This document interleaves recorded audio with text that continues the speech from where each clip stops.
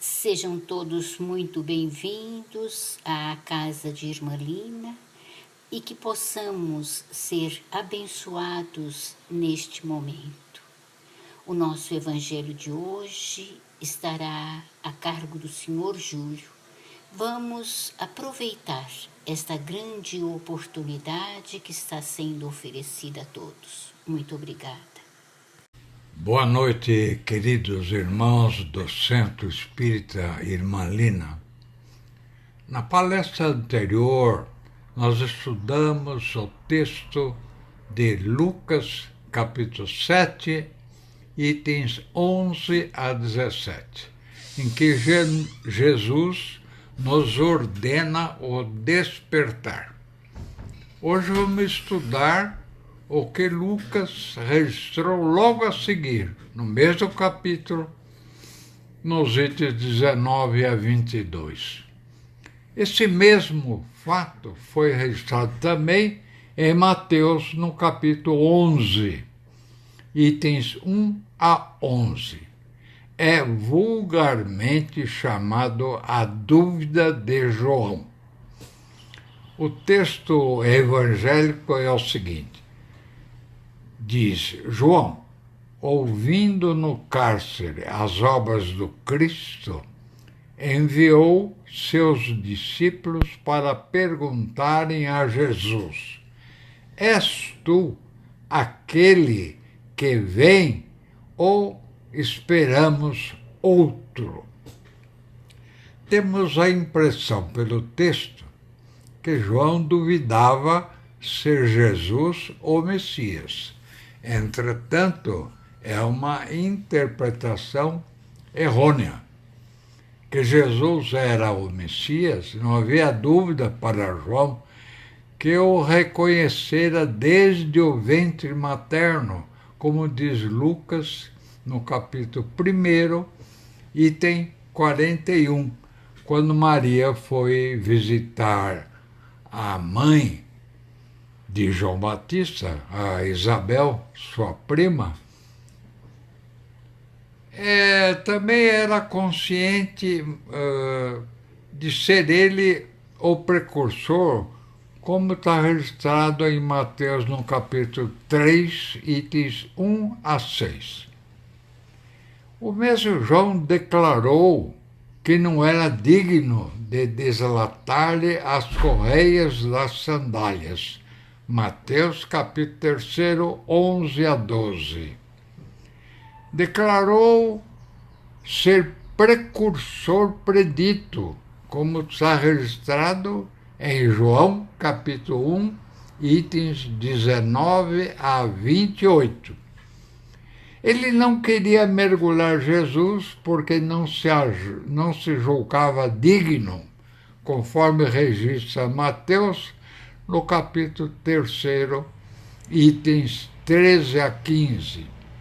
E durante o ato do mergulho de Jesus, João viu o sinal do Espírito de Deus na forma de uma pomba que vinha sobre ele, e do céu clamava: Este é meu filho querido, ao qual pus a minha complacência. Então não havia dúvida. Está claríssimo nos evangelhos que João Batista tinha certeza que Jesus era o Messias. Mas os seus discípulos não. Por isso que ele mandou os discípulos. Os discípulos de João Batista não concordavam com Jesus porque Jesus não obedecia o jejum prescrito na lei mosaica.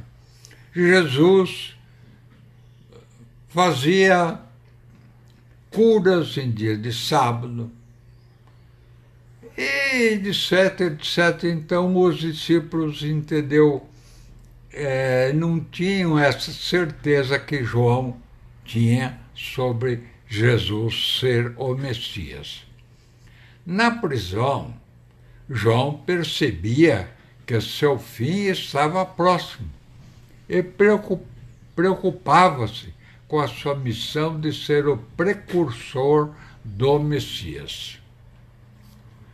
Sabendo do comportamento de seus discípulos com relação ao Mestre, resolveu mandá-los a Jesus com a pergunta registrada nos Evangelhos, sabendo que Jesus responderia a eles de uma maneira a mais oportuna. O Evangelho registra que logo após o episódio em Naim, que Jesus acordou o filho daquela viúva, Jesus foi procurado por emissários de João Batista, que estava detido na fortaleza de Maqueronte. Essa fortaleza estava situada a oeste do Mar Morto, na Judéia. Hoje essa região pertence à Jordânia. E ainda, quem visitar a região vai ver o que restou dessa fortaleza. A prisão fora determinada por Herodes Antipas, príncipe judeu, a quem Roma delegara poderes para governar a Galiléia. A política de Roma era sempre assim: roubava com a mão de outro. Numa sábia política, Roma indicava como mandatário um príncipe da região, transformando-o em lacaio. Até hoje isso acontece. As pessoas se vendem pensando ocupar um poder, mas na verdade se iludem, pois esse poder pertence sempre a quem o indicou. Essa prisão ocorrera alguns meses antes, quando Jesus estivera em Jerusalém, no início do seu apostolado. Herodes admirava o profeta, mas temia o seu prestígio, pois que Batista poderia promover um levante com a sua língua ferina. Além disso, segundo o texto evangélico, havia algo mais. Herodes se apaixonara perdidamente por Herodias, esposa de seu irmão Filipe. Abusando do poder, sem nenhum escrúpulo, ele repudiou a própria esposa, promoveu a separação do casal, seu irmão e sua cunhada, e desposou a cunhada. Contra essa união imoral levantou-se João Batista, que continuava suas pregações na Judéia após apresentar Jesus à multidão, batizando-o no Rio Jordão. Em várias oportunidades, referindo-se a João Batista, Jesus revelou que João Batista era Elias reencarnado. Elias mandara degolar inúmeros profetas que endeusavam o deus Baal. Elias punira com veemência o comportamento deles, que contraditavam a Torá, a lei mosaica, que exigia somente adorar Jeová. João Batista continuou a ser veemente em suas críticas, como outrora fora Elias. O comportamento de ambos não deixa a menor dúvida quanto a isso. Com a mesma veemência que o profeta Elias verberara o comportamento indigno de seus contemporâneos, João condenara a imoralidade de Herodes.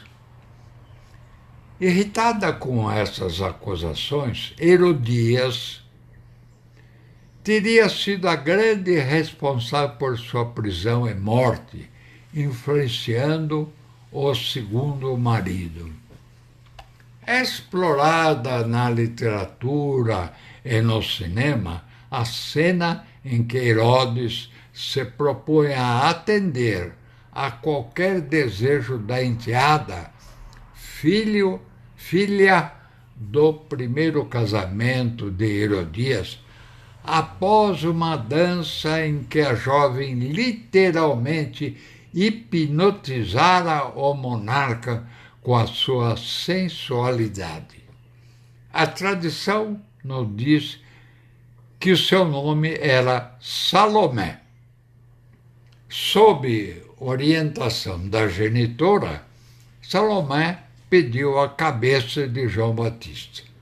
Pouco depois, os guardas traziam numa bandeja o macabro troféu e, em um toque de lendário horror, Herodias teria espetado um alfinete na língua que tanto a incomodara. Vamos tecer alguns comentários sobre a morte de João Batista, tendo em vista a lei de causa e efeito. Elias, em dado momento de sua reencarnação anterior, mandou decapitar centenas de sacerdotes vinculados ao culto de Baal, deus pagão. Foi um lamentável ato de prepotência. Teria sido por isso que pagaria 8 séculos depois. Mas na época em que Elias vivera, os judeus estavam sobre os mandamentos da lei mosaica, que prescrevia o banimento ou a morte de quem não seguia Jeová. Elias foi severo, mas estava de acordo com a lei vigente. Segundo a doutrina espírita,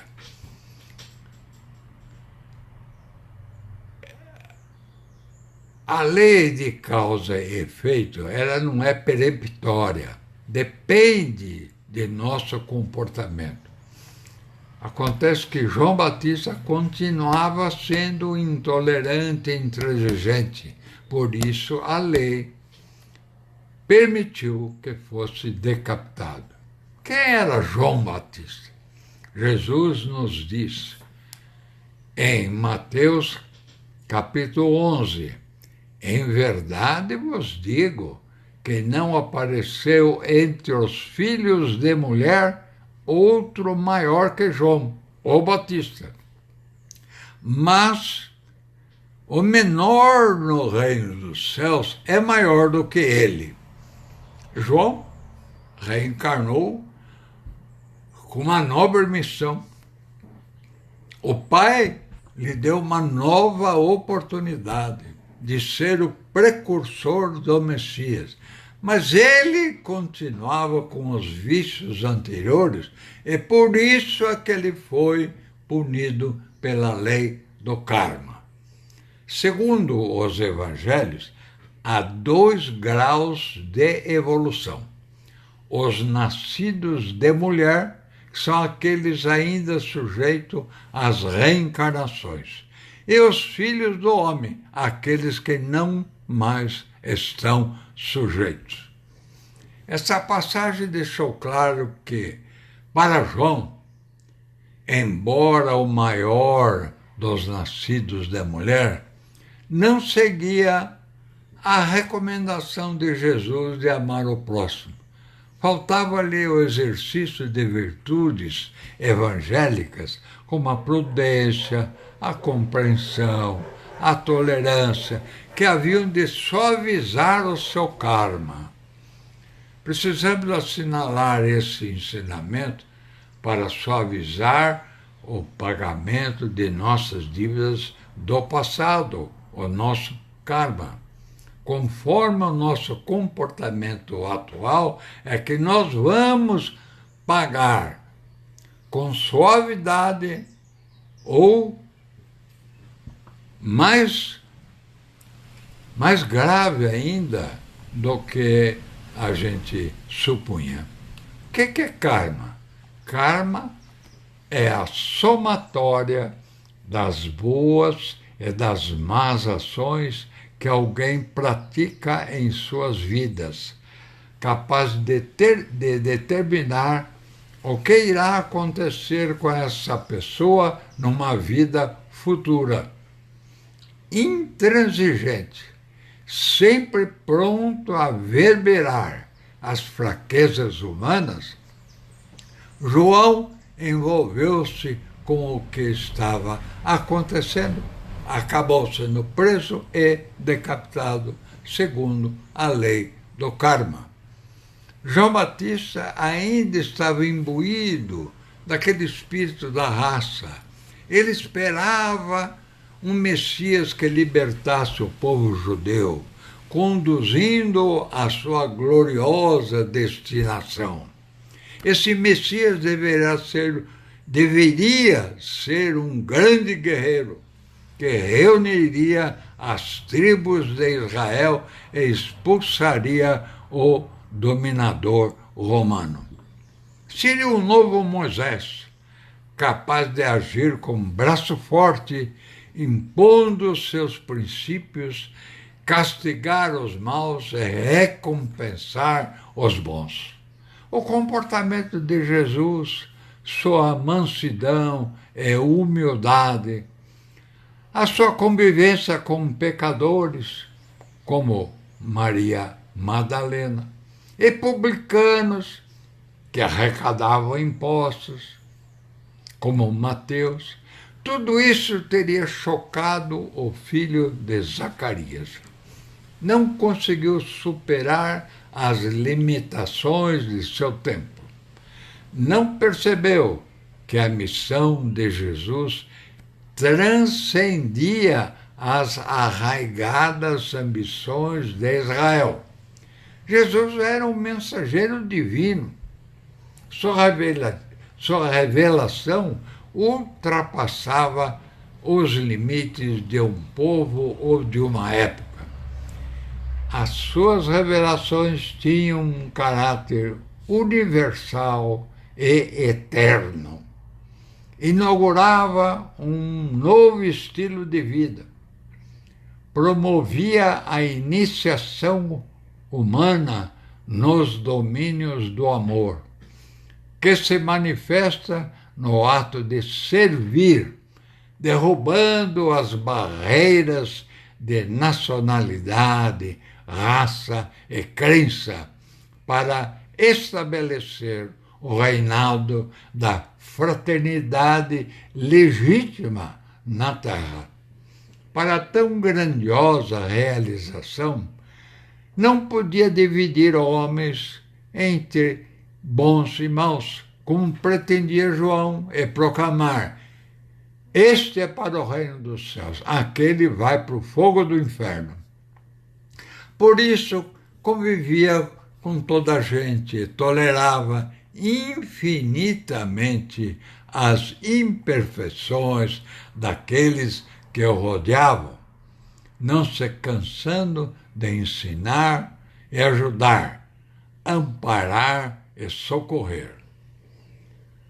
Tem uma história muito interessante que é contada aos espíritas para ver que nós precisamos procurar Jesus. No início do século passado, um norte-americano de nome Henry Ford desenvolveu a indústria automobilista, tornando possível a aquisição de um automóvel para muitas pessoas. Uma pessoa que comprara um automóvel resolveu tomar a estrada para levá-la ao campo. Em certo momento, o veículo enguiçou. Ele desceu do carro, abriu o capô e não conseguia ver o defeito. Um transeunte, vendo isso, parou para ajudá-lo. Num instante, reparou o defeito. Essa pessoa, querendo agradecer, perguntou o nome daquele transeunte. Ele respondeu: eu sou Henry Ford. Moral da história: aquele que havia criado a Ford sabia muito bem fazer o carro funcionar. Deus, que nos criou a todos, Ele sabe o que fazer para que a nossa vida funcione bem. Respondendo de forma objetiva às dúvidas dos discípulos de João, Jesus curou a muitos de enfermidades e males, afastou espíritos malignos e deu vista a muitos cegos. Depois mandou um recado a João: ide e anunciai a João o que tendes visto e ouvido. Os cegos vêm, os coxos andam, os leprosos são purificados, os surdos ouvem, os mortos são ressuscitados, e aos pobres é anunciado o Evangelho de Deus. Jesus veio nos mostrar o caminho para o reino divino. Está registrado no Evangelho de João, no capítulo 8, quem me segue não anda em trevas, mas tem a luz da vida. E também João, no capítulo 14, eu sou o caminho, a verdade e a vida. Os espíritos superiores sobre o caminho nos falam o seguinte: é muito importante a gente guardar isso na memória. Qualquer caminho é apenas um caminho e não constitui insulto algum para si mesmo ou para os outros abandoná-lo quando assim ordena o teu coração. Olhe o caminho com cuidado e atenção. Tente-o tantas vezes quantas julgares necessárias. Então, faça a ti mesmo, e apenas a ti, uma pergunta: ele está de acordo com o meu coração? Em caso afirmativo, o caminho é bom. Caso contrário, esse caminho não possui importância alguma. Beleza de ensino desses irmãos superiores que vêm nos dar novo alento para a vida. Não só no Novo Testamento encontramos bons ensinamentos, no Velho também. Aprendemos muito com os Salmos de Davi, Provérbios de Salomão. Eles vieram preparar o caminho para a vida de Jesus. Há uma passagem muito interessante no livro do profeta Josué. Josué viveu no tempo de Moisés, há 1500 anos antes de Cristo. No livro de Josué, do Velho Testamento, no capítulo 24, ele nos diz: escolhei hoje a quem sirvais, porém eu e minha casa serviremos ao Senhor, não serviremos a mais ninguém. O lar é o elemento basilar de toda a sociedade. Quando este começa a ruir, a sociedade está a caminho da destruição. O lar é como o sistema solar. O Sol está no centro, é que mantém todos os planetas unidos. Se não fosse o Sol, o sistema solar já teria se despedaçado.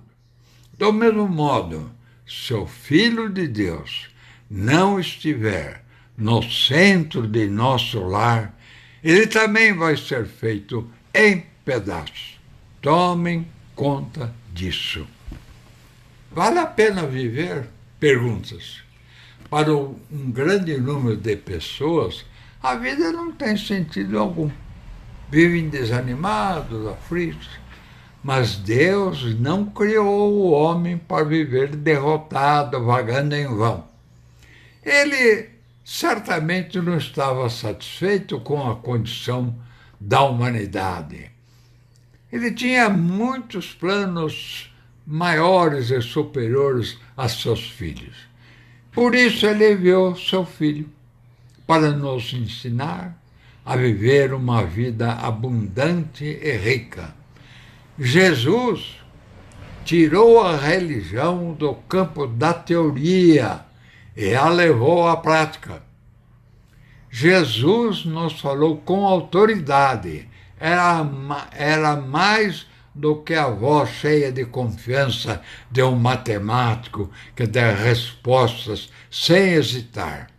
Jesus é a resposta para todo o caos perturbador que assola a humanidade. Nele encontramos a chave para todos os problemas, o bálsamo para o luto, a cura para as nossas feridas e a provisão para todas as nossas necessidades. A mensagem de Jesus era muito avançada para aqueles tempos, tanto é que ele prometeu mandar alguém para esclarecer depois.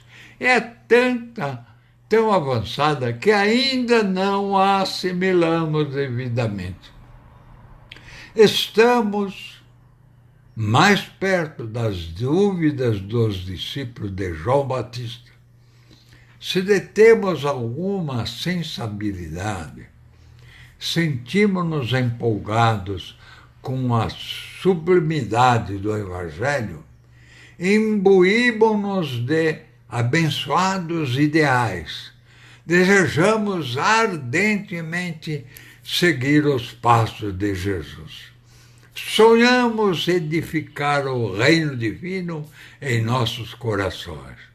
Todavia, como ainda somos frágeis, e aparecendo alguma dor, problemas afligentes, com dificuldade para solucioná-los, quando o caminho se torna pedregoso e árido, quando chega a noite das provações e desaba a tormenta das expiações, quando a lei divina impõe depuradoras ações, nós vacilamos. Infelizmente, ainda a irritação, o descontrole, a perturbação, o desânimo são mensageiros de nossa imaturidade da crença superficial que logo se esboroa, questionando nas profundezas de nossa alma a nossa pouca fé. Como os discípulos de João Batista, ainda nós não estamos convictos da excelência de Jesus. E é por isso que no encerramento dessa palestra eu peço que cada um de vocês faça uma pergunta íntima, a mesma que João mandou os seus discípulos fazerem. Eu considero Jesus o meu guia, considero Jesus como o Filho do Pai, que veio nos indicar o caminho para o reino do Pai, ou ainda estou esperando outro? Essa pergunta é muito interessante que cada um faça a si mesmo. Assim, meus caros amigos, encerro esta apresentação, desejando que o Pai nos dê força, a nós todos, para aprender, assimilar e viver conforme nos ensinou Jesus, e que continua nos ensinando com seu exército de espíritos superiores. Fiquem na paz de Deus e até breve, se Deus quiser. Agradecemos, Sr. Júlio, por nos renovar conhecimentos e também por sua preocupação para com o grupo da Casa da Irmã Lina, no sentido de nós podermos sempre estar crescendo em conhecimento e, sobretudo, na vivência dos ensinos do Evangelho do Senhor. Graças a Deus.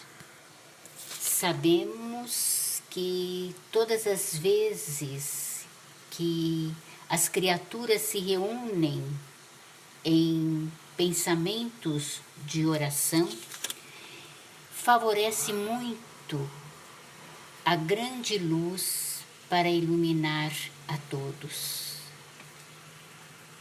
E nós vamos pedindo aos benfeitores celestes que nos acompanham que possam recolher estes fragmentos de luz e levar àquelas criaturas, principalmente aquelas que se encontram em dificuldades, em desespero, em muitas dores, em muitos sofrimentos, para que encontrem o discernimento, a harmonia e a aceitação por todos estes momentos difíceis que vivenciam. E também vamos pedindo para que possam estar sendo envolvidos todos nós e os nossos amigos e familiares, para que assim nós possamos nos fortalecer, nos equilibrar e procurar cada vez mais nos tornarmos criaturas melhores para servir a Jesus da melhor forma. Que assim seja. Assim, terminamos o nosso trabalho pedindo que haja muita paz no coração de todos.